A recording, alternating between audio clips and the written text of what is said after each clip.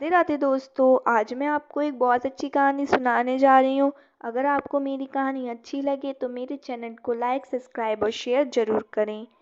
तलाक एक ऐसा शब्द है जिससे हमारे समाज की हर औरत डरती है और उसी शब्द से बचने के लिए वह हर सितम सहने को तैयार हो जाती है, क्योंकि हमारे समाज में तलाकशुदा औरत की कोई जगह नहीं होती है। कसूर चाहे मर्द का ही क्यों ना हो, मगर जिम्मेदार हमेशा औरत को ही ठहराया जाता है। और यही डर पूरी तरह मेरे दिल में बैठा हुआ था। इसलिए मेरी विदाई के वक्त मेरे चाचा ने मुझे एक चादर दी और शक्ति से कहा कि यह चादर अपने पति के सोने के बाद उसके ऊपर ज़रूर डालना, और इसके साथ ही एक ऐसा काम बताया जिसे सुनकर मैं हैरान रह गई। चाचा ने साफ साफ शब्दों में आहिस्ता से कहा कि अगर तुमने मेरी बात ना मानी तो नुकसान उठाओगी। मैं तो पहले से ही रिश्ता टूटने के नाम से खौफ खाती थी, इसलिए चाचा की बात पर वैसे ही काम किया जैसे चाचा ने बताया, क्योंकि खासकर इस बात पर जोर दिया कि इस काम के बारे में तुम्हें अपने पति को हरगिज़ नहीं बताना है। फिर देखना खुशियाँ कैसे तुम्हारे दरवाजे पर दौड़ी आएंगी। मेरे चाचा की यह बात वाकई ही बिल्कुल ठीक साबित हुई थी और काफ़ी वक्त तक सब कुछ ठीक था। लेकिन फिर एक रात मैं चादर डालना भूल गई और मेरे कदमों तले ज़मीन निकल गई। मेरा नाम अंजलि है, मैं लखनऊ में रहती हूँ। मैं 5 साल की थी जब मेरे माँ बाप के बीच तलाक हो गया। जब से ही ये शब्द मेरी ज़िंदगी में एक खौफ की तरह शामिल हो गया। उन दोनों की तलाक में मेरा व्यक्तित्व को पूरी तरह तबाह कर दिया। मेरी माँ ने मुझे अपने साथ ले जाने की हर मुमकिन कोशिश की, लेकिन मेरे बाबा ने मुझे उनके साथ जाने न दिया। उस वक्त मैं इतनी छोटी थी कि यह जानती ही नहीं थी कि तलाक क्या होता है और कोई खानदान इस किस तरह टूटता है। लेकिन जैसे जैसे मैं बड़ी होती गई मुझे इस शब्द का मतलब समझ आने लगा। माँ बाप की अलगदाही मेरी ज़िंदगी को पूरी तरह बदल कर रख दिया था। जो कोई मुझे देखता तो कहता, वह देखो अंजलि जा रही है, जिसकी माँ तो अपने यार के लिए इसे बचपन में ही छोड़कर चली गई थी। लोगों के ये कड़वे शब्दों ने मेरे बचपन को बर्बाद कर दिया था। मैं एक अलग ही अंजलि बन चुकी थी। छोटी छोटी बात पर गुस्सा हो जाती, चीज़ें उठाकर फेंकने लगती और कभी कभी तो चीख चीख कर रोती, हर किसी से बुरा व्यवहार करती, और अगर कोई मेरी माँ के बारे में कुछ कह देता तो मेरा जी करता कि मैं उसकी जान ले लूं। माँ के चले जाने के बाद मेरे बाबा ने मुझे मेरी दादी के हवाले कर दिया। दादी मेरे सामने दिन रात मेरी माँ के बुरे चरित्र के बारे में बात करती और इस कदर बुरा भला कहती कि मैं कुदरती तौर पर अपनी माँ से नफरत करने लगी थी। लेकिन जब भी मेरी दादी मेरी माँ के बारे में कुछ कहती तो मैं सारे घर का सामान तोड़ने लगती। असहिता मेरी दादी मुझे भी बुरा भला कहने लगी थी। अक्सर वह मेरे बाबा से कहती थी कि इसकी माँ के साथ इसे भी भेज देना होता तो अच्छा रहता। बाबा कहते कि इतनी आसानी से मैं उस औरत को खुशी नहीं दे सकता था। मेरे बाबा ने खुद दूसरी शादी कर ली थी, लेकिन बाबा की दूसरी शादी भी ज़्यादा समय तक ना चल सकी। मेरी दूसरी माँ के साथ उनकी बात बिल्कुल ना बन सकी। आए दिन पता नहीं किस बात को लेकर दोनों के बीच झगड़ा होता और एक दिन मेरी सौतेली माँ भी चली गई। अक्सर बाबा गुस्से में कहते कि जिस तरह मुझे मेरी दोनों पत्नियों ने धोखा दिया, मैं किसी और औरत पर विश्वास तो कर ही नहीं सकता। और फिर एक दिन अचानक ही मेरे बाबा का स्वर्गवास हो गया। यह खबर मेरे लिए किसी भूकंप से कम ना थी। माँ के बाद बाबा भी मुझे छोड़कर चले गए थे। मेरी बूढ़ी दादी मुझे लेकर मेरे चाचा और चाची के घर शिफ्ट हो गई। उस वक्त मेरी उम्र कोई 17 साल के करीब थी। दादी भी ज़्यादा समय तक जिंदा ना रह सकी, क्योंकि बाबा की मौत ने दादी को बहुत दर्द पहुंचाया था। मैं पूरी तरह चाचा चाची के आश्रय हो गई थी। चाचा तो मुझसे मोहब्बत करते थे, लेकिन चाची का रवैया कुछ अजीब सा था। जब भी चाचा मुझे मोहब्बत से पेश आते या अपने बच्चों की तरह मेरे साथ मोहब्बत जताते, तो चाची के चेहरे पर घृणा के भाव छा जाते। कभी कभी चाची मेरी माँ के बारे में कोई गलत बात कह देती तो गुस्से से चीजें तोड़ना शुरू कर देती। मैं चाची ने कभी खुलकर कुछ नहीं कहा, लेकिन फिर भी मैं उन्हें उनके साथ बदतमीजी पर उतर जाती। 1 साल ऐसे ही बीत गया। अक्सर मेरे दिल में यह ख्याल आता कि अगर मेरी माँ चरित्रहीन ना होती तो शायद मुझे ऐसे दिन ना देखने पड़ते। मैं भी दूसरे बच्चों की तरह अपने घर में एक अच्छी और निर्मल जिंदगी गुजारती। मेरे अंदर एक अजीब सा एहसास पैदा हो गया था। मैं छोटी छोटी बातों पर सबसे उलझने लगी थी। मैं हर वक्त घर की चार दीवारियों में रहती और चाची के साथ घर के कामकाज करवाती और किसी नौकरानी की तरह उनके बच्चों की सेवा भी करती। पढ़ाई हासिल करने का तो मुझे मौका ही नहीं मिला था। जैसे तैसे वक्त गुजर रहा था। मैं जवान हो रही थी और साथ ही साथ खूबसूरत भी हो रही थी। कभी कभी मेरे चाचा कह देते कि हूबहू अपनी माँ जैसी खूबसूरत हो। मैं कभी चाचा के मुंह से अपनी माँ की कोई बुराई नहीं सुनती थी। अब भी चाचा की बात सुनकर मैं हैरान रह गई थी। यह पहली दफा था जब किसी ने मेरी माँ के बारे में मेरे सामने कोई अच्छी बात कही थी, वरना आज तक तो मैंने अपनी माँ के लिए सिर्फ चरित्रहीनता और गंदे शब्द ही सुने थे। मुझे तो अपनी माँ का चेहरा भी याद नहीं था और ना ही मेरे पास उनकी कोई तस्वीर थी। लेकिन जब से चाचा ने मुझे मेरी माँ से मिलवाया था, मैं अक्सर ही आईना देखने लगी थी। कुछ वक्त में ही खुद ब खुद मेरे रिश्ते आने शुरू हो गए थे। चाची की 2 बेटियां भी थीं, लेकिन उनकी रंगत मेरे आगे दबी हुई थी, इसलिए उनके रिश्ते ना आए। चाची ने फैसला किया कि पहले मेरी शादी करके मुझे विदा कर दिया जाए ताकि उनकी बेटियों के नसीब भी खुल सकें।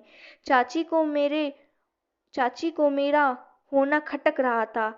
चाचा ने मेरे लिए लड़कों को देखना शुरू कर दिया तो कोई भी रिश्ता ना टिक सका। मेरी माँ की चरित्र यहीं भी मेरे लिए तमाशा बन गया था। जो भी रिश्ता लेकर आता उसे किसी न किसी तरह मेरी माँ के बारे में पता ही चल जाता था और यूं बात बनने से पहले ही खत्म हो जाती थी।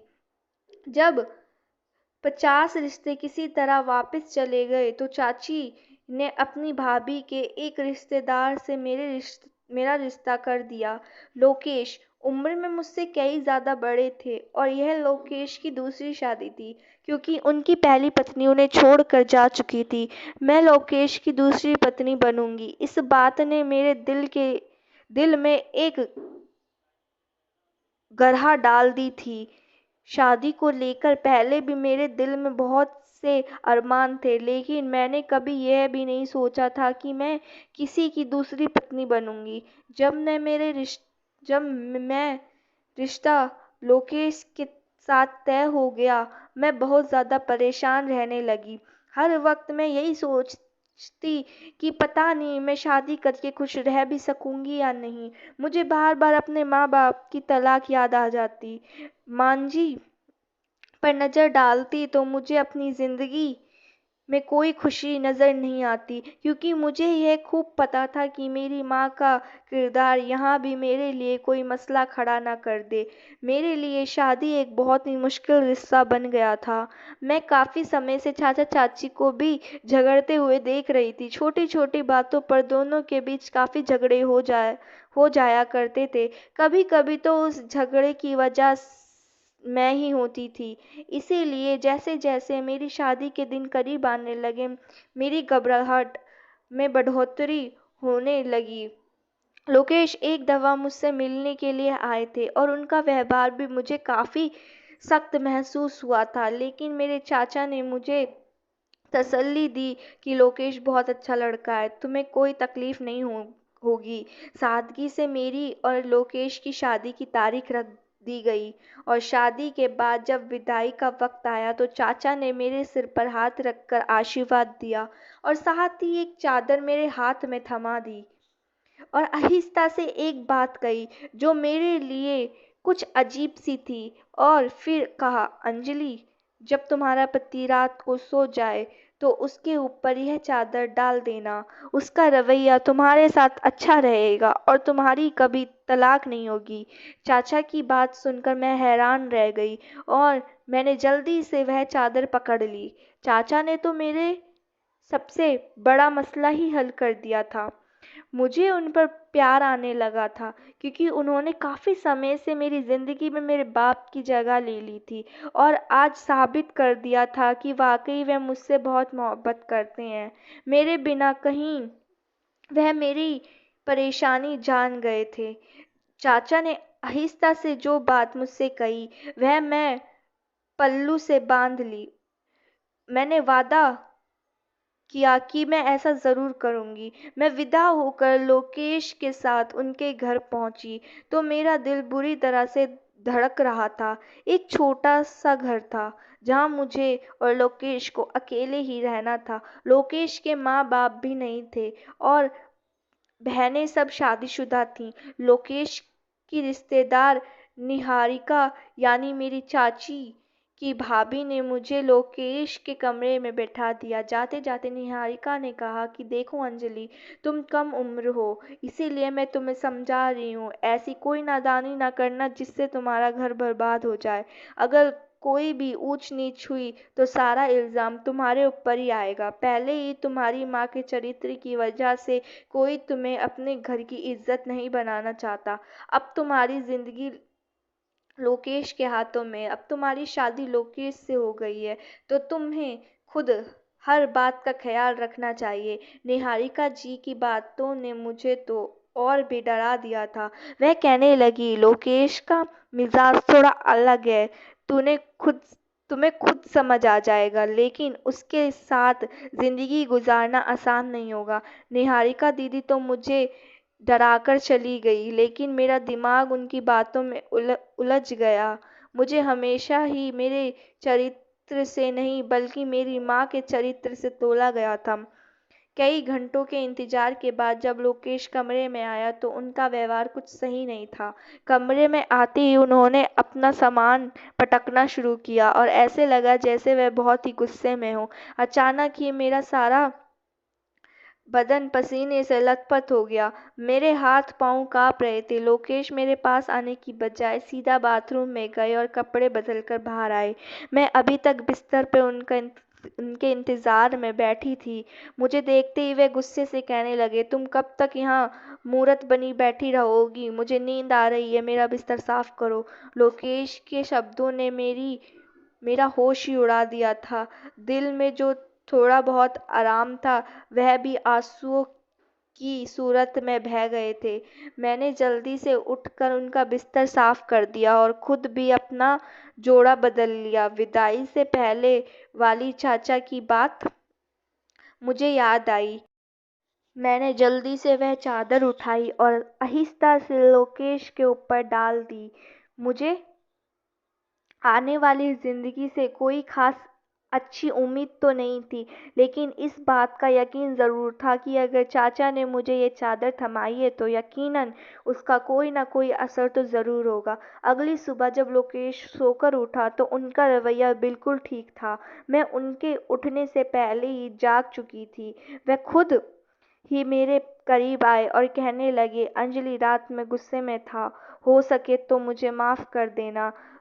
लोकेश का इतना बदला हुआ रूप देखकर मैं हैरान रह गई। लोकेश के चेहरे पर एक नरम सी मुस्कुराहट थी। मैं हैरत से उन्हें देख रही थी और वह जल्दी जल्दी तैयार हो रहे थे।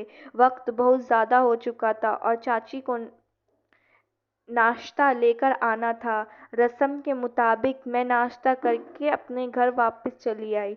चाचा मुझे देखकर बहुत खुश हुए और कहने लगे, तुम हमेशा ऐसे ही खुश रहो, बस अपने पति पर हर रात चादर डालते रहना और जो बात मैंने बताई थी उस पर काम करते रहना। मेरे चाचा ने पूछा कि चाचा, इस चादर में ऐसी क्या खास बात है? वह तो एक लाल रंग की आराम आम सी चादर है। चाचा धीमे से मुस्कुराकर कहने लगे, हर बात बताने वाली नहीं होती है, बस तुम उस चादर को डालना ना भूलना, वरना हो सकता है कि तुम्हारी तलाक हो जाए। चाचा की बात सुनकर मेरे रोंगटे खड़े हो गए और मैंने फ़ौरन कहा कि नहीं चाचा जी, मैं कभी नहीं भूलूंगी। तलाक का शब्द मुझे वैसे ही कांपने पर मजबूर कर देता था और लोकेश से तलाक के बारे में मैं सोच भी नहीं सकती थी। शाम तक लोकेश मुझे लेने के लिए आ गए और उनका मिजाज वाकई बहुत बेहतर था। उस दिन के बाद मैं कोई भी दिन ऐसा नहीं गुजरता जब मैंने लोकेश के सोने के बाद उन पर चादर न डाली हो। वह लाल रंग की चादर मुझे जान से भी ज़्यादा प्यारी हो गई थी। लोकेश मेरे बहुत ज़्यादा ख्याल रखने लगे थे। उनका अंदाज भी मेरे साथ बहुत नरम था। कभी-कभी लोकेश अगर गुस्सा करते तो मैं खामोशी से सुनती चली जाती, क्योंकि मुझे मालूम था कि चाचा की दी गई चादर की वजह से लोकेश का गुस्सा गुस्सा कुछ वक्त में ठीक हो जाएगा। पता नहीं उस चादर में ऐसी क्या ख़ास बात थी जो लोकेश मुझ गुस्से वाला इंसान भी ठंडा हो गया था। मेरा गुस्सा भी वक़्त के साथ-साथ ख़त्म हो गया था। मैं बहुत खुशहाल ज़िंदगी गुज़ार रही थी। शादी को महीने गुज़र गए थे कि मुझे खुशखबरी मिली कि मैं माँ बनने वाली हूँ। यह खबर सुनकर तो लोकेश और भी ज़्यादा खुश हो गए और पहले से भी ज़्यादा मेरी देखभाल करने लगे। लेकिन जब मैं प्रेग्नेंट हुई थी, मेरी तबीयत काफ़ी ऊपर-नीचे रहने लगी थी। उल्टियाँ कर के मेरा बुरा हाल हो चुका था और ऐसी ही एक रात लोकेश के सोने के बाद मैं चाचा की दी गई चादर उन पर डालना भूल गई। मेरी तबीयत बहुत ख़राब थी, जिसकी वजह से दवाई खाई हुई थी और मैं लोकेश के सोने से पहले ही सो गई थी। इसलिए मुझे इतनी बड़ी गलती हो गई और मैं इस बात का एहसास तब हुआ जब सुबह के 5 बज चुके थे। मेरी आँख खुली, यह देखकर मेरे रोंगटे खड़े हो गए कि लोकेश के ऊपर उनकी चादर नहीं थी। कितनी ही लम्हे परेशानी की हालत में गुज़र गए। चाचा की बात मेरे कानों में गूंज रही थी कि अगर मैंने चादर न डाली तो मेरा तलाक हो जाएगा। अभी मैं इन्हीं सोचों में गुम थी कि लोकेश की नींद खुल गई। उन्होंने जाकर देखा, मुझे खौफ महसूस होने लगा था। मैं सोच रही थी कहीं पता नहीं अब आगे क्या होगा। लोकेश कहने लगे, तुम क्यों जाग रही हो? तबीयत तो ठीक है ना? मैंने डरते-डरते उन्हें बताया कि मेरी तबीयत ठीक नहीं है। लोकेश कहने लगे, मैं तुम्हें अकेले घर पर नहीं छोड़ सकता। तुम तैयार हो जाओ, मैं तुम्हें तुम्हारे घर छोड़ दूँगा। यह पहली दफ़ा था जब लोकेश ने खुद अपने मुँह से मुझे घर छोड़ने की बात की थी, वरना उससे पहले तो मैं जब भी घर जाने की बात करती वे फ़ौरन मना कर देते और कहते कि अब तुम्हारा घर यही है और तुम्हें यहीं रहना है। उस वक़्त मुझे बहुत ही हैरानी हुई, लेकिन आज जब लोकेश ने खुद से मुझे छोड़ने की बात की तो मुझे बहुत डर लगने लगा। मैंने लोकेश को मना कर दिया कि मैं घर नहीं जाना चाहती और यह देखकर मेरे कदमों तले से ज़मीन निकल गई कि लोकेश एकदम ही गुस्से में आ गए और खुद ही मेरा सामान पैक करने लगे। काफ़ी दिनों बाद मैं लोकेश को गुस्से में देख रही थी, इसीलिए मेरे रोंगटे खड़े हो गए। ऑफिस जाते-जाते लोकेश ने ज़बरदस्ती मुझे चाची के घर छोड़ दिया। मैंने डरते-डरते पूछा, आप मुझे लेने तो आएँगे ना? मेरी बात सुनकर लोकेश ने मुझे घूर कर देखा और कोई जवाब दिए बिना ही चले गए। मुझे ऐसा लगा जैसे मेरे पैरों से जान निकल गई हो। मैं चाची के घर में दाखिल हुई तो सामने ही चाचा जी बैठे थे। मैं खुद पर काबू किए बिना ही उनके कदमों में बैठ गई और रोने लगी। मुझे इस तरह रोते देखकर चाचा परेशान हो गए। वह जानते थे कि मेरी तबीयत ठीक नहीं है। मैंने रोते-रोते चाचा को बताया कि लोकेश मुझे छोड़कर चले गए और शायद अब वह मुझे कभी वापस लेने नहीं आएँगे। मेरी बात सुनकर चाचा कहने लगे, ऐसा क्या हुआ कि वह तुम्हें छोड़कर चला गया? मैंने चाचा को बताया कि रात को उन पर चद्दर डालना भूल गई और सुबह में मेरी तबीयत की खराबी का कहकर खुद मुझे यहाँ छोड़ गए, जबकि उससे पहले तो वह कभी मुझे इस तरह छोड़कर नहीं गए। यकीन है कि अब वह मुझे वापस लेने नहीं आएँगे। मेरी बात सुनकर चाचा के चेहरे का रंग बदल गया और वह कहने लगे, अंजलि तुम कैसी बात कर रही हो? अपनी सेहत का ख्याल रखो, उदास ना हो। आज मैं तुम्हें खुद उस चादर की सच्चाई बता देता हूँ। मैं तुरंत ही चाचा की तरफ देखने लगी। मैं भी यह बात जानना चाहती थी कि उस चादर में ऐसी कौन सी खास बात है जो मेरा गुस्सा वाला पति इतना नर्म व्यवहार का हो गया। चाचा ने मेरे सर पर हाथ रखा और कहने लगे, मेरी बेटी, जब तुम हमारे घर आई थी तो तुम्हारे माँ बाप की जुदाई ने तुम्हें पूरी तरह टूट तोड़ दिया था। कुछ बच्चे यह सब देखकर सहन कर जाते हैं और कुछ तुम्हारी तरह गुस्से और जबरदस्ती और जिद्दी वाले हो जाते हैं। तुम्हारे अंदर भी हद से ज़्यादा गुस्सा और कड़वाहट थी। तुम अक्सर अपनी चाची से भी उलझ जाया करती थी, जिसकी वजह से तुम्हारी चाची भी तुम्हें नापसंद करने लगी थी, क्योंकि तुम्हारे देखा देखी हमारी बेटियां भी बुरा व्यवहार करने लगी थीं। इसी बात को लेकर मेरा और तुम्हारी चाची का झगड़ा रहता और मैं उन्हें यही समझाता कि तुम्हारे अंदर यह जगह माँ बाप की तलाक की वजह से भर गई है। जैसे जैसे दिन गुजरते गए तुम और ज़्यादा गुस्से वाली हो गई और फिर तुम्हारी शादी की बात आई तो तुम्हारी माँ के चरित्र की वजह से तुम्हारे रिश्ते में रुकावट आने लगी, जबकि सच तो यह है कि तुम्हारी माँ चरित्रहीन नहीं थी। जब तुम्हारे बाप ने उसका मिजाज मिजाज ना मिल सका, तुम्हारी माँ तुम्हारी तरह ही खूबसूरत थी। तुम्हारा तुम्हारा बाप बिना वजह ही तुम्हारी माँ पर शक करता और इसी बात को लेकर उन दोनों के बीच झगड़ा रहता था और यही उनकी अलहदगी की वजह थी। दुनिया वालों ने खामखा ही तुम्हारी माँ जैसी औरत को बदनाम कर दिया, जिसके पवित्र दामन की गवाही मैं दे सकता हूँ। लोकेश को भी मैंने तुम्हारे लिए इसी वजह से चुना था कि वह अकेला रहता है और उसके साथ और कोई नहीं रहता जो तुम्हारे गुस्से को बर्दाश्त न कर सके। मैं चाहता था कि किसी तरह तुम्हारा गुस्सा काबू में आ जाए, ताकि तुम अपने पति से बुरा सलूक ना करो और तुम्हारे रिश्ते को नुकसान ना पहुंचे। इसीलिए मैंने एक चादर ली और उसे तुम्हारे हाथों में यह कहकर रख दिया कि उसे अपने पति के सोने के बाद उस पर डाल देना। उससे वह तुम्हें खुश रखेगा और कभी तुम्हारा तलाक नहीं होगा। मैं जानता था कि यह सब तुम्हारे लिए कितना भयानक है। साथ ही मैंने तुम्हें एक बात भी कही थी कि जब भी तुम्हारा पति गुस्से में कुछ कहे तो तुम अपनी जुबान को दोनों दांतों के बीच में दबा लेना और उसकी किसी भी बात का जवाब न देना। दरअसल जादू चादर में नहीं, बल्कि तुम्हारी जुबान के दांतों तले बातों में था। मर्द जब बाहर की शक्तियाँ झेल कर घर आता है तो कभी कभी वह सख्त मिजाज का गुस्से वाला हो जाता है, लेकिन अगर औरत भी उसके साथ जुबान लड़ाने लगे लगे तो रिश्ता खराब हो जाता है, हमेशा के लिए टूट जाता है। दोनों में से किसी एक को अपनी जुबान पर काबू रखना बहुत ज़रूरी है। मैं जानता था कि लोकेश थोड़ा सा सख्त है, इसीलिए मैंने तुम्हें चादर की आड़ में यह तरीका बताया जिससे तुम उसके आगे खामोश हो गई और वह तुम्हारी खुद ही कदर करने लगा। अगर मैं तुम्हें सीधी शब्दों में कहता कि लोकेश से बहस ना करना और उससे गुस्से में किसी भी बात का जवाब न देना, तो शायद तुम कभी मेरी बात पर अमल ना कर पाती। इंसान को अक्सर सीधी तरह से बात समझाई जाए तो वह बात उसे समझ नहीं आती, लेकिन अगर उसी बात को किसी चीज़ के साथ जोड़ दिया जाए तो इंसान खुद ब खुद उस पर अमल करने लगता है।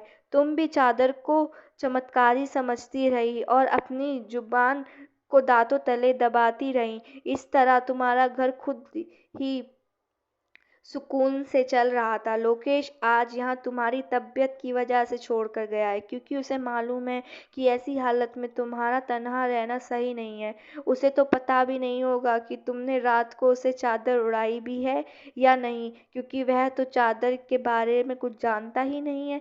चाचा की बात सुनकर मैं हैरान रह गई कि सिर्फ मेरी जुबान के काबू में रहने की वजह से मेरा घर स्वर्ग बन गया था। मैंने रोते हुए चाचा और चाची से माफ़ी मांग ली, क्योंकि यह सच था कि मैंने आज तक उन दोनों के साथ बहुत ज़्यादा ज़ुबान लड़ाई है। मैं तो चाची को भी अपना दुश्मन समझती थी, जबकि उन्हें मसला मुझसे नहीं बल्कि मेरे अंदर और बुरे व्यवहार से था।